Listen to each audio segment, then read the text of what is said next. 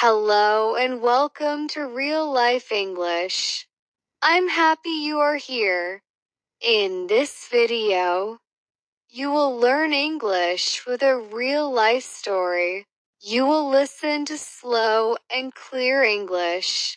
You will learn useful sentences for daily life and work. This lesson will help you understand real English and feel more confident when you speak.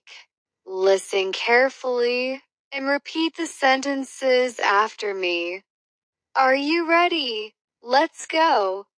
Today is my first day at a new job.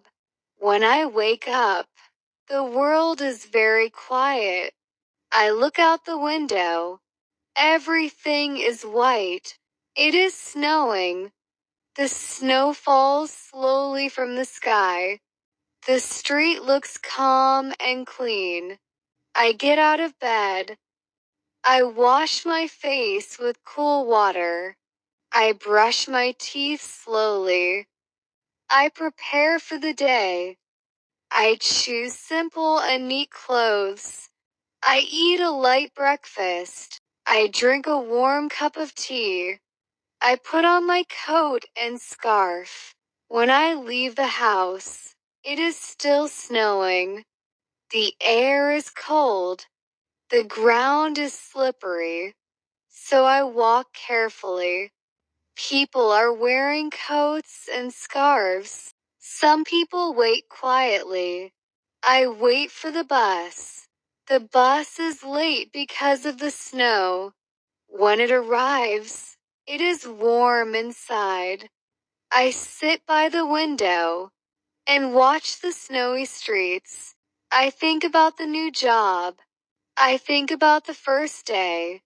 The bus stops near the office building. The building looks quiet in the snow.